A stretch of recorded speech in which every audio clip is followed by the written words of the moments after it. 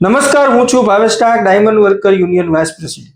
હાલની અંદર અમેરિકા દ્વારા હીરા ઉદ્યોગ અને ઝવેરી ઇન્ડસ્ટ્રીઝ ઉપર 10% ટેરિફ કાયમિક માટે નાખવામાં આવ્યો છે. ત્યારે તમામ રત્ન કલાકારોને મારે એક ટેરિફ બાબતેની વાત જણાવવા માંગુ છું કે જ્યારે ઇઝરાયલ, ઈરાન અને અમેરિકા આ ત્રણ વચ્ચે જ્યારે યુદ્ધ ચાલુ હતું ત્યારે ભારત દેશ ઉપર અમેરિકાએ 50% ટેરિફ નાખવામાં આવ્યું હતું અને હીરા ઉદ્યોગના કેટલાય રત્ન કલાકારોના ભાવ, પગાર, બેરોજગાર છૂટા કરી દેવામાં આવ્યા હતા. આવા ઘણા પ્રશ્નો અમારી સામે આવ્યા હતા.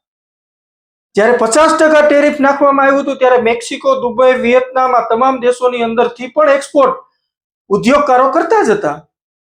ત્યારે એ જ રત્ન કલાકારોને અંધારામાં રાખવામાં આવ્યા કે ટેરિફના કારણે ઇન્ડસ્ટ્રીઝમાં બહુ મોટી મુસીબતનો સામનો ઉદ્યોગ કરી રહ્યો છે. પરંતુ હકીકત એ હતી કે ઇન્ડસ્ટ્રીઝની અંદર એક્સપોર્ટ ચાલુ હતા અને રત્ન કલાકારોના ભાવ તોડીને કામ કરવામાં આવતું હતું. આ તમામે જાણવાની ખૂબ જરૂર છે. ત્યારે જો 50% ટેરિફની અંદર આ લોકોએ પોતાનો રસ્તો ગોતી લીધો હોય અને અમુક લોકો એવું પણ કહી રહ્યા હતા કે અમે અન્ય કન્ટ્રીઓની અંદર અમારા યુનિટો ચાલુ કરશું જેથી અમને હીરો સસ્તો પડે.